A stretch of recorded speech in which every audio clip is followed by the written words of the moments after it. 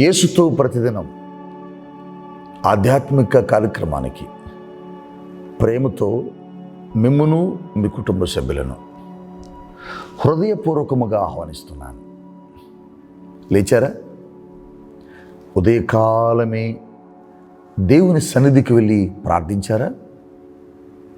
దేవుని వాక్యాన్ని ధ్యానం చేస్తున్నారా? మీ కుటుంబ సభ్యులందరూ కలిసి మీ కుటుంబంలో వేకువనే ప్రభువును ఆరాధించాలి.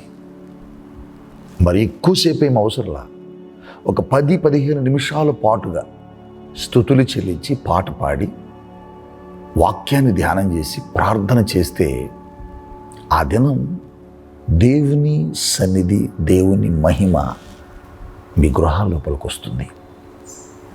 దేవునితో మనం మన దినమును ప్రారంభిస్తే ఆ దినమంతా దేవుని యొక్క కృపలో నడిపించబడతాం. ఈ కార్యక్రమాలను అందుకొరకే మీకు మేము అందిస్తుంది. ఉదయకాలం 5 గంటలకల్లా ఎందుకు మీకు అందిస్తున్నామంటే, ఉదయకాలమే వీటిని దేవుని యొక్క సన్నిధికి వచ్చి మీరు చూడాలని, దాని ద్వారా మీరు ఆశీర్వదించబడాలని మా కోరిక, మా ప్రయాస. మీరు వింటున్నారు, మీరు సాక్ష్యాలను కూడా మాకు కామెంట్లో తెలియచేస్తున్నారు. కొంతమంది నేరుగా ఫోన్ చేసి కూడా మాట్లాడుతున్నారు. చాలా సంతోషం. మీరు కూడా మీ స్నేహితులకు, మీ బంధువులకు ఈ కార్యక్రమాలను షేర్ చేయండి. అన్య ప్రజలకు కూడా షేర్ చేయండి. అట్లీస్ట్ 10 మందికైనా మీరు వీటిని షేర్ చేయగలిగితే ఒక్కొక్కరు ఈ కార్యక్రమాలు వందలకి, వేలకి, లక్షలాది మంది ప్రజలకు దీవెనకరంగా మార్చబడతాయి. చాలామంది ప్రేమతో సాక్ష్యాలు ప్రకటించి కానుకలు కూడా పంపిస్తున్నారు. మీ అందరి కానుకలు యథార్థంగా దేవుని పరిచర్యలో ఖర్చు అవుతున్నాయి. మరెందుకు ఆలస్యం? ఈరోజు ప్రార్థనాపూర్వకముగా మీ కొరకు, మీ కుటుంబాల కొరకు తీసుకొని వచ్చిన వాగ్దానాన్ని విందామా? కీర్తన గ్రంథము 127వ అధ్యాయము 2వ వచన భాగము చివరి మాటను నేను ధ్యానం చేస్తున్నాను. ఈ వాగ్దానాన్ని మీ కొరకు ఇస్తున్నాను, జాగ్రత్తగా వినండి. తన ప్రియులు నిద్రించుచుండగా ఆయన వారికి ఇచ్చుచున్నాడు. దేవునికి మహిమ కలుగును గాక. తన ప్రియులు నిద్రించుచుండగా దేవుడట వారికి ఇస్తున్నాడట. ఈ కీర్తన సొలొమోను రాశాడు, దావీదు కాదు. ఈ కీర్తన భాగాన్ని వ్రాస్తున్నది సొలొమోను.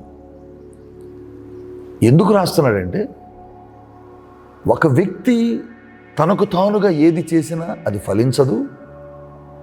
ఆ పనులన్నిటిలో కూడా దేవుడే తోడుగా ఉండాలి. దేవుడు తోడుగా లేకుండా ఒక పట్టణం కట్టినా కట్టువాని ప్రయాస వ్యర్థమే. ఆ పట్టణానికి కావలి కాయువాని యొక్క ప్రయాస కూడా వ్యర్థమే. వారెంత కష్టపడి సంపాదించుకున్నప్పటికీ కూడా అది వ్యర్థమైపోతుంది తప్ప దీవెనకరంగా, మేలుకరంగా ఉండదు. దేవుడి గనుక మనకు తోడుగా ఉంటే, దేవుని పిల్లలు ఎంతమంది అయితే దేవుణ్ణి ఆశ్రయించి వారు దేవుని బిడ్డలుగా ఉండగలుగుతారో, వారి జీవితాల్లో దేవుడు వారికి నిద్రించుచున్నా కూడా ఇస్తాడు అని అనుభవపూర్వకముగా రాస్తున్నాడు. ఎవరికి ఇస్తాడట? తన ప్రియులు నిద్రించుచుండగా. ప్రియులు అంటే ఇష్టమైన వారు. దేవునికి ఇష్టమైన వారికి దేవుడట వారు నిద్రిస్తున్నా కూడా ఇస్తాడట. చాలామంది దేవుడంటే నాకు ఇష్టం, దేవుడంటే నాకు ఇష్టం అని చెబుతుంటారు. దేవుడంటే అందరికి ఇష్టమే ఉంటుంది. దేవుడంటే అందరికి ఇష్టమే. దేవుడంటే నీకు ఇష్టమే. కానీ ఇక్కడ మనం గమనించాల్సింది ఏంటంటే, దేవుడికి నువ్వంటే ఇష్టమా లేదా? నాకు దేవుడు చాలా ప్రియమైన వాడండి. పాటలు పాడుతాం, పాటలు రాస్తాం. నా ప్రియుడు ధవలవర్ణుడు, నా ప్రియుడు రత్నవర్ణుడు అని దేవునిని చాలామంది ప్రియుడుగా వర్ణిస్తారు, ప్రియుడుగా ఏర్పరచుకుంటారు, ప్రియుడుగా అంగీకరిస్తాడు, ప్రియుడుగా వారు నియమించుకుంటారు. గొప్పదే సంగతి. కానీ నేనంటాను, దేవుణ్ణి నువ్వు ప్రియుడిగా పెట్టుకోవటం కాదు, దేవుడికి నువ్వు ప్రియమైన వ్యక్తిగా మారాలి. అది గొప్ప సంగతి. దానియేలు గురించి బైబిల్లో రాయబడ్డది. దానియేలు గురించి ప్రభు మాట్లాడతాడు, దానియేలు నాకు బహుప్రియుడు. బా, ఎంత గొప్ప మాట. దేవుడికి దానియేలు బహుప్రియుడిగా మారిపోయాడు. అందుకొరకే దానియేలు ఎక్కడ కూర్చున్నా దేవుడు దానియేలు ఆశీర్వదించాడు. దానియేలు ఎక్కడికి వచ్చాడో తెలుసా? బబులోను దేశానికి. ఎందుకు వచ్చాడు అనుకుంటున్నారు? బానిసగా వచ్చినటువంటి దానియేలుని, ఆ దేశానికి బానిసగా తేబడినటువంటి దానియేలు జీవితంలో దేవుడు ఏం చేశాడు తెలుసా? ఆ దేశానికి ప్రధానమంత్రిని చేశాడు. బా, ఎందుకు? దేవుడికి దానియేలు బహుప్రియుడిగా కనపడ్డాడు. బహుప్రియుడిగా.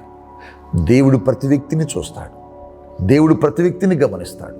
గమనించేటప్పుడు దేవునికి మనం ఎలా కనపడాలంటే ప్రియమైన వ్యక్తులుగా కనపడాలా. దానియేలు ప్రియమైన వ్యక్తికి ఎందుకు కనపడ్డాడంటే, దానియేలులో అక్కడున్న వ్యక్తులు నేరము మోపాలని ప్రయత్నించినప్పుడు దానియేలులో ఏ నేరము కనుక్కోలేకపోయారు. దానియేలు తనను తాను అపవిత్రపరచుకోవడానికి ఇష్టపడలా. దానియేలు దేవుని యొక్క వాక్యానికి లోబడ్డాడు. దానియేలు రోజుకి 3 మార్లు దేవుని సన్నిధి తట్టు తిరిగి చేతులెత్తి ప్రార్థించాడు. అందుకొరకే దేవునికి ప్రియమైన వ్యక్తిగా మార్చబడ్డాడు. ప్రియమైన వ్యక్తిగా మార్చబడితే నువ్వు నిద్రిస్తున్నా నీకు ఆహారాన్ని పంపిస్తాడు. నువ్వు నిద్రిస్తున్నా కూడా నీ అవసరత తీరుస్తాడు. నువ్వు నిద్రిస్తున్నప్పుడు కూడా నీ ప్రతి అవసరతలో దేవుడు నీకు తోడుగా ఉంటాడు. ఈరోజు నీకెందుకు దేవుడు సహాయం చేయలేకపోతున్నాడంటే, నువ్వు దేవునికి ప్రియమైన వ్యక్తిగా లేకపోయావు. లోకములో ఉన్న మనుషులకు నువ్వు ప్రియమైన వ్యక్తిగా మారిపోయావు. లోకములో ఉన్న వ్యక్తులకు నువ్వు ప్రియమైన వ్యక్తిగా మారిపోయావు. వారికి కాదు. వారికి ప్రియమైన వ్యక్తిగా నువ్వు కనబడడాన్ని బట్టో మారడాన్ని బట్టో నీ జీవితంలో ఒరిగేదేముండదు. నువ్వు దేవునికి ప్రియమైన వ్యక్తిగా మారాల. అప్పుడే తన ప్రియులు నిద్రించుచుండగా వారికి ఇస్తాడట. వారు ఏ కష్టాల్లో ఉన్నా, వారు ఏ బాధల్లో ఉన్నా, వారు ఏ సమస్యల్లో ఉన్నా, దేవునికి ప్రియమైన వ్యక్తులుగా ఉన్నటువంటి వ్యక్తులను దేవుడు తన అవసరతలన్నిటిని తీరుస్తాడు. అదేంటండి, దేవునికి కొంతమంది ప్రియమైన వ్యక్తులుగా ఉంటారా? అందరూ ఉండరా? ఉండరు. యేసుప్రభు చెప్తాడు యోహాను సువార్తలో, నా గొర్రెలు నా స్వరమును వింటాయి, నా గొర్రెలువి కానివి కొన్ని ఉన్నాయి, అవి నా స్వరము వినవు. దేవుని గొర్రెలంటే దేవుని స్వరాన్ని వింటాయట. దేవుని గొర్రెలు కానివి కొన్ని ఉన్నాయట. నువ్వు కాని గొర్రెలుగా ఉన్నావేమో చూసుకో. నీ అవసరతలు అందుకని తీర్చబట్టలేదేమో. దేవునికి సంబంధించిన వ్యక్తిగా లేవేమో. దేవునికి ప్రియమైన వ్యక్తిగా నీవు ఉండాలంటే నీలో పాపం ఉండకూడదు, నీలో మోసం ఉండకూడదు, నీలో అక్రమం ఉండకూడదు. నువ్వు దేవునిలో ఎప్పుడు నమ్మకంగా ఉండాలా. ఉంటే నువ్వు దేవునికి ప్రియమైన వ్యక్తిగా మారిపోతావు. దేవునికి ప్రియమైన వ్యక్తిగా మారితే నువ్వు నిద్రిస్తున్నప్పుడు కూడా నీకు కావలసిన ఆహారం దేవుడు నీకు పంపిస్తాడు. అట్టి కృప, అట్టి దీవెన, ఈ వాగ్దానం మీ జీవితంలో నెరవేరునుగాక. ఆమేన్, ఆమేన్, ఆమేన్. ఉదయకాలం ఈ వాగ్దానం విన్న మీలో చాలామంది బర్త్డేలు, మ్యారేజ్ డేలు, శుభకార్యాలు జరుపుకుంటున్న కుటుంబాలు చాలా ఉన్నాయి. నేరుగా మీ దగ్గరికి నేను రాలేకపోయినప్పటికీ నా విశేషం ఈ రీతిగా మీకు తెలియచేస్తున్నాను. రండి, మీ కొరకు ప్రార్థిస్తా. కళ్ళు మూసుకోనండి, నాతో పాటు ప్రార్థనలు ఏకీభవించాలి. దయగలిగిన మా యేసు ప్రభువానికి స్తోత్రాలు చెల్లిస్తున్నాను. ఈ ఉదయకాలపు వేళ ఎంతమంది బిడ్డలు నీకు ప్రియమైన వ్యక్తులుగా మారాలనుకున్నారో వారి జీవితాల్లో వారి ప్రతి అవసరతను మీరు తీర్చండి. నిజమే, ఇప్పటివరకు లోకంలో ఉన్న మనుషులకు ప్రియమైన వ్యక్తులుగా మారారు. లోకములో ఉన్న స్నేహితులకు, లోకములో ఉన్న వారిని ప్రేమించిన వారికి ప్రియమైన వ్యక్తులుగా ఉండాలని తలంచారు. దానివల్ల వారి జీవితంలో ఉపయోగమేమీ లేదు. ఈరోజు నుంచి నీకు ప్రియమైన వ్యక్తులుగా, నీకు ప్రియమైన బిడ్డగా మారాలని వారు నిర్ణయించుకున్నారు. వారి జీవితంలో పాపాన్ని, లోపాన్ని, వారి జీవితంలో ఉన్న శాపాన్ని, వారి జీవితంలో ఉన్నటువంటి ప్రతి వ్యసనాన్ని విడిచి నీ దగ్గరకు వస్తున్నారు. దానియేలుని ఏ రీతిగా బహుప్రియుడిగా మీరు వర్ణించారో ఈ బిడ్డలందరూ కూడా మీ ప్రియమైన వ్యక్తులుగా మార్చుకోమని, ప్రియమైన వారి పట్ల మీరు చేసే కార్యాలు నిద్రించుచుండగా వారికి ఇస్తున్నాం. అట్టి కృప ఈ బిడ్డలకు కూడా అందించమని యేసు నామములో ప్రార్థించి దీవిస్తున్నాను తండ్రి. ఆమేన్, ఆమేన్, ఆమేన్. May God bless you. మీరు కూడా దేవునికి ప్రియమైన వ్యక్తులుగా మారునుగాక.